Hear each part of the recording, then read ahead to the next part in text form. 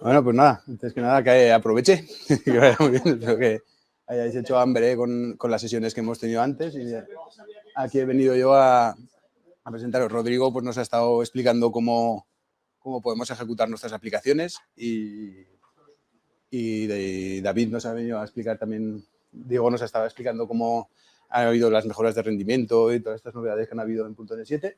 Entonces, pues yo he venido aquí a explicaros pues, las novedades que nos trae C# 11 a la hora de implementar nuestras aplicaciones y a explicaros un poquito pues, de dónde vienen las mejoras de rendimiento de las aplicaciones de .NET 7. Ahí de dónde vienen todas estas cosas. Al final, ¿qué novedades hay en el lenguaje? La mayoría de cosas que han agregado lo que nos permiten es básicamente pues, escribir mejor el código, escribir más código de una manera más concisa, más amigable y más sencilla. ¿Vale? A grandes rasgos tampoco es que hayan muchas grandes novedades, ¿vale? Pero yo aquí he listado pues, las que más me han parecido más interesantes y las que pienso que voy a utilizar más en el día a día. Y aquí al final pues, hay un artículo donde lo podéis buscar, donde te saca todo el listado de todas las novedades. Empezaremos hablando del list pattern matching, ¿vale? Todas las partes de pattern matching que han ido agregando las versiones anteriores, pues ahora han metido unos agregados más para trabajar con arrays, ¿vale? Para hacer pattern matching sobre un array de elementos, ya no sobre interrogar el objeto, sino sobre un array. Luego tendremos required members, que también es un nuevo inicializador que hay sobre los objetos para poder definir propiedades un poco de una manera más avanzada. Raw string literals, atributos genéricos, un nuevo ámbito de clases que es file scope types, y las otras las pasaré un poco más por encima porque tampoco tenemos demasiado tiempo. ¿Vale? Entonces, y pasada la presentación, voy a venir aquí al proyecto de Visual Studio. ¿Vale? Y vamos aquí a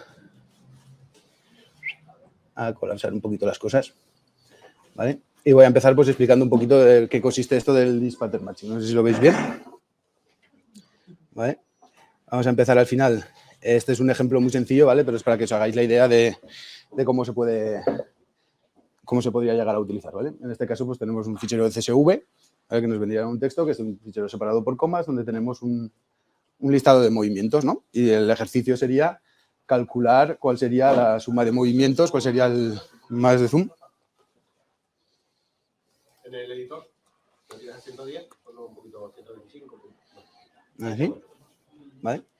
Al final pues sería pues, calcular el balance de la cuenta, ¿no? Empezaríamos un depósito inicial de un dinero y tendríamos que coger, parsear y de este elemento pues sacar el listado en general. Las cosas interesantes que hay, pues dependiendo de si empiezo por un depósito o un withdrawal o un cálculo de interés, pues voy a tener que hacer una operación u otra y luego en los casos de que son de withdrawal, pues el número de posiciones ya no concuerda, ¿vale? Pero tendríamos en el caso de los depósitos, estaría en la cuarta posición el número que me interesa, pero en los casos de withdrawal están al final, ¿vale? Entonces, el pattern matching lo que nos permite es poder expresar de esto de una manera un poco más sencilla, ¿vale? ¿Qué haríamos? Aparte de pues, hacer toda la sentencia de link para limpiar el dato, a la hora de calcular pues, el pattern matching, pues a través del switch, podemos ya interrogar la versión del array, ¿vale? Y tenemos pues, las variables de discard y las variables de posición, como teníamos en otros elementos del pattern matching, ¿vale? Y lo que haremos es, el primer elemento que teníamos antes, la verdad es que para hacer el cálculo no me interesa. En el caso de que el segundo elemento sea deposit, ¿vale? Me interesa. El siguiente campo me da igual. Y el elemento que está al final de la posición del array me lo dejas en una variable que se llama mount, ¿vale? Entonces, en este caso podríamos sacar y ya la expresión lambda que va a ejecutar, pues tendríamos dentro de la variable amount el texto que coincide. Para el withdrawal sería exactamente lo mismo, pero como hemos visto aquí en el ejemplo, ¿de acuerdo? El withdrawal tiene la característica de que realmente ya no coinciden las posiciones. Puedes tener una, dos, o puedes tener una, dos, tres, ¿vale? Puedes tener varias. Entonces, tenemos el operador de rango del array, ¿vale? Con este operador nuevo que han introducido, con el punto punto, yo puedo poner cualquier tipo de patrón. El punto punto realmente sería un array que contiene todos los elementos que me coinciden con la sentencia que estoy poniendo. Entonces, si la segunda posición, o cuando va a evaluar, primer elemento descarta, vale, coincide con el patrón que estoy poniendo. El siguiente, withdrawal, también. Sigo una serie de elementos, muy bien, y los dejo con el var amount. ¿vale? Entonces puedo coincidir. Dentro de este punto, realmente le podría incluso asignar una variable. Podríamos poner aquí var resto. Y si no sé si se ve, si se verá bien, dentro de la variable resto, yo tengo un array de strings. ¿De acuerdo? Entonces podría seguir operando sobre el resto de elementos de un array. El tercer caso, tendríamos la variable de interés. ¿Vale? También, pues, si me interesa interés, que el primer elemento me da igual, el segundo tiene que tener este valor en concreto y el tercero ya es el que yo quiero. Y la variable phi, que vendría a ser más o menos igual. ¿Vale? Al final, esto viene, pues al final es una extensión que nos provee el lenguaje ahora mismo, en la versión 11, para poder al final pues, operar de una manera más sencilla con arrays. ¿Vale? A destacar de aquí, pues básicamente que funciona únicamente con arrays. ¿Vale? Si no te funciona con un enumerable o con otro tipo de operaciones, pero es una manera a lo mejor de poder traducir o codificar nuestras sentencias pues un poco más, de una manera más sencilla. ¿Vale? Ahora el siguiente ejemplo que voy a hacer, ¿vale? Vamos a introducir lo que sería la parte de los operadores. ¿Vale? Aquí yo tengo una clase punto, ¿vale? Donde le estoy indicando que tengo dos operadores, x, y una funcioncita que me dice movex y moveY, ¿vale? A la distancia. Realmente a esto no le hagáis mucho caso, bueno, de geometría la verdad es que no tengo ni idea, es simplemente para poner un ejemplo de operamos con enteros, calculamos la distancia y tenemos un operador x y un operador y. ¿De acuerdo? Pero ahora, realmente imaginaos que por requisitos, ¿vale? Empezamos a trabajar con, ponemos un public string, un identificador, ¿vale? Vamos a poner aquí y vamos a llamar init, ¿de acuerdo? Estamos trabajando también con, si no me equivoco, con las versiones no nulables, ¿de acuerdo? Entonces, en nuestra variable programa, ¿vale? Podría hacer un var, si lo escribo bien.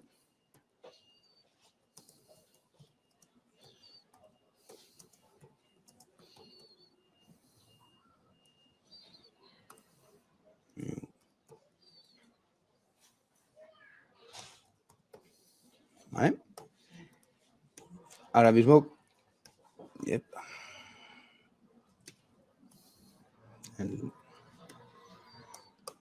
vale. ¿Qué ocurre aquí con la variable id que acabo de introducir? ¿De acuerdo? Esta variable id es un string, ¿vale? Con lo cual podría ser null, ¿vale? ¿Qué pasaría si yo quiero obligar a todos mis consumidores de mi clase punto de que me inicialicen el id antes de empezar y asegurarme de que no sea nulo? ¿De acuerdo? Microsoft lo que ha hecho al final es proveer un nuevo operador, una nueva operador de visibilidad sobre las propiedades, en la que le podemos decir que sea required, ¿de acuerdo? Entonces, al poner este modificador, ya me está indicando que, oye, cada vez que vayas a instanciar una clase punto, me obligas a los usuarios a que me introduzcan el valor de ID. ¿De acuerdo? Entonces, lo que antes teníamos que hacer a través del constructor diciendo, oye, si quieres utilizar esta clase, me tienes que pasar estos parámetros, tengo que construirme un constructor diciendo cuáles son los parámetros requeridos y ponerlos, lo puedo definir a través del required. Con lo cual, si juntamos esto con los operadores init y la inmutabilidad, nos quedan unas clases que son súper concisas a la hora de expresar lo que queremos recibir cuando se construya, ¿de acuerdo? Porque poniendo el init inicial solo la puedes modificar cuando lo construyes, pero puedes asignar o no puedes asignar un valor. En el caso de que le pongas el required, ya el usuario está obligado a ponerlo. ¿Vale? A mí es ¿sí? Esto, cuando estés trabajando con model binding,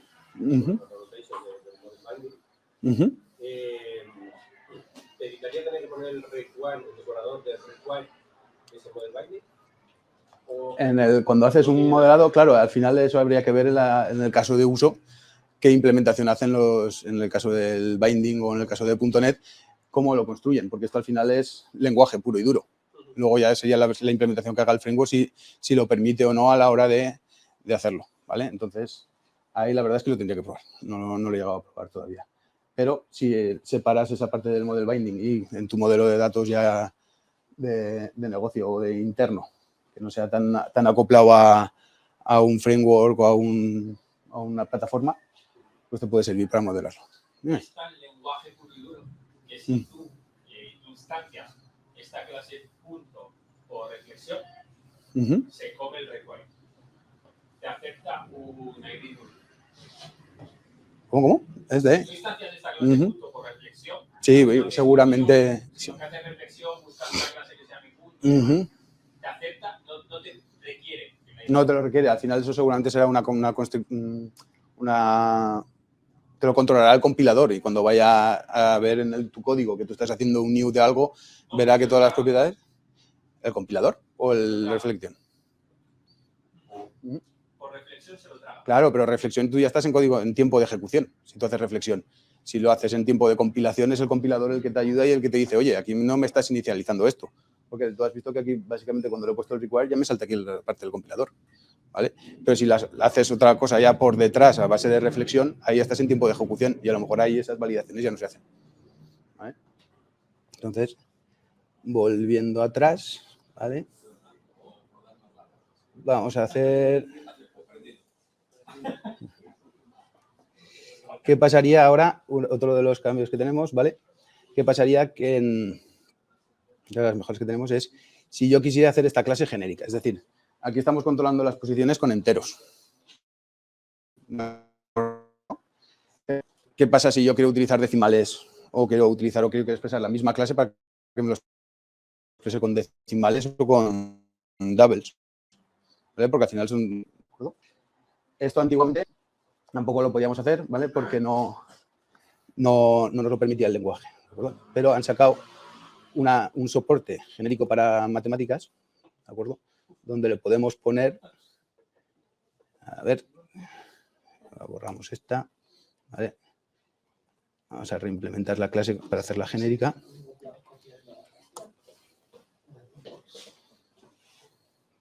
Si lo coloco, te toca. Donde podemos decirle genérica, donde han sacado aquí unos tipos, ¿vale? Que es el inNumber de algo, ¿vale? Sobre estos métodos del inNumber, nosotros ya estamos dando información al compilador del tipo T, ¿vale? Para decir que es un numérico, ¿vale? Al decirle que tiene un tipo numérico, ya tenemos aquí pues agregados que nos permiten definir cosas que serían ya comunes a nivel matemático, ¿no? Es decir, el additive identity, pues tendremos la versión en enteros, en doubles, en decimales y toda una serie de operadores y de métodos de extensión que nos permiten trabajar sobre decimales. Y vamos a ver la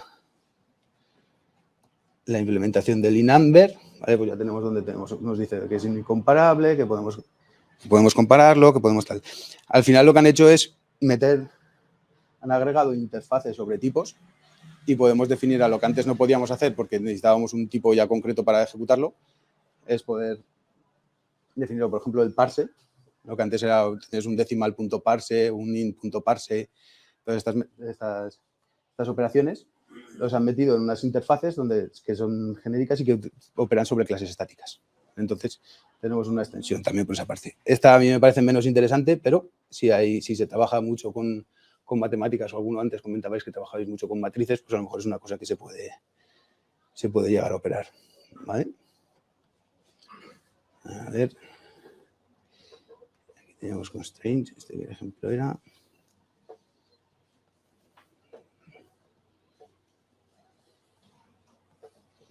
Vale, este sería el tipo. Vale. Otra cosilla más que han puesto. Esta me parece que a Santi le va a gustar. Me ha parecido que la he escuchado alguna vez. Los constraints, el soporte de las 3 comillas del JSON. Ese lo puedes saltar. No se lo enseñé. No, a mí me parece súper chulo porque es súper útil cuando tenemos aquí A mí, pues sí, cuando estás trabajando y tienes que hacer una depuración o tienes que coger y dices, yo tengo este JSON que lo tengo aquí y lo pego y tengo que hacer algo en mi código, ¿no? Es decir, Y aquí tienes aquí mogollón de comillas, los angle brackets y demás. ¿Vale? Esto... Yo lo pongo entre comentarios y ya está. Y no se deja de... Así no se ejecuta. ¿Vale? Si lo pusiéramos entre comillas... ¿Vale? Pues lo que tendríamos que hacer realmente, pues ahora es lo que teníamos que hacer, pues es un string replace de todo esto, ¿vale? Han sacado el... Ahora no me acuerdo cómo se llamaba, esto es raw string literals, ¿vale? Donde poniendo 3 comillas, tanto al inicio como al final, ya no hace falta escapar todo lo que vaya dentro, ¿de acuerdo? Ya no hace falta. Ya no. Sí, se quedan cortos. El comentario era más rápido. El replay lo hago con el escape y listo. Claro, pero bueno, así ya solo tienes que poner 3 comillas y ya no tienes que hacer un string replace. Así nos vamos a... Aquí es lo que se les ha ido la mano, decir, no, es que tengo que poner 4 comillas, ¿no? O mi código tiene aquí 3 comillas. ¿No? Pues es decir, aquí tampoco lo podría parsear, pero si se diera el caso, que eso ya lo veo más raro, pues le pones 4 comillas al principio, empiezas por 4 y entonces ya te funciona. De otra manera, que tienes 5, pues tú pones 6. Exacto. Si tú pones aquí, tengamos 5, pues tienes que poner 5 al principio y 5 al final.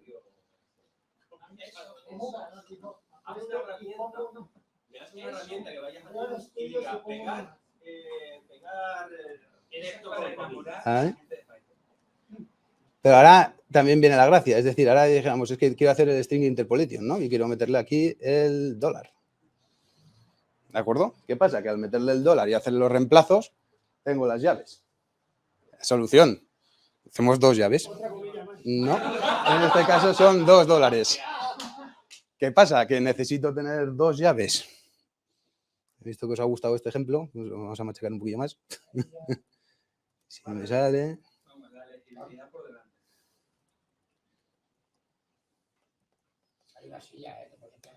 ¿Sí? Ahí tienes 2, ¿vale? Entonces, ¿y aquí para qué? Lo que yo no sé es el caso de uso de alguien que tenga que escribir 4 comillas seguidas con 2 llaves, eso sí, pero tienes esa posibilidad. ¿Vale? Es hermoso.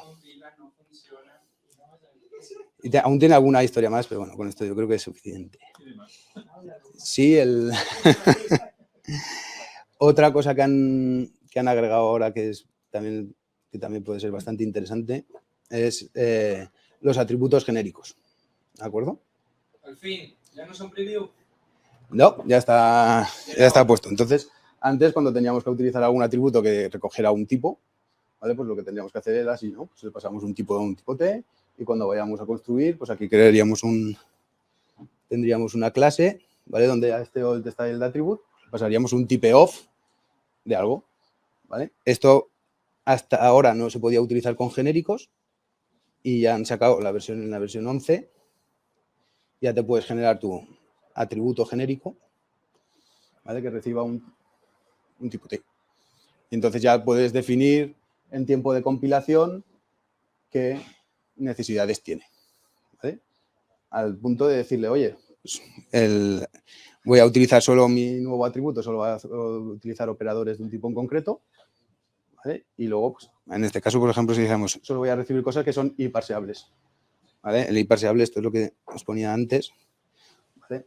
Son unas interfaces abstractas, que esto lo sacaron en el .NET en la versión 10, ¿no? El C# 10, y que pasó así un poquito, pero bueno, a mí me parece súper interesante porque al final estás definiendo que tu tipo tenga que implementar unos métodos estáticos o unas propiedades, porque al final el parse y el try parse van sobre el tipo, ¿vale? No son métodos estáticos, no tienes una instancia de un tipo con la que puedas ejecutar, ¿vale? Y luego otra cosilla así curiosa, nueva, al final ya veis que la mayoría de cosas tampoco son grandes cosas, son cosas que nos permiten escribir ser un poco más expresivos a la hora de trabajar, ¿vale? A ver si vuelvo para atrás.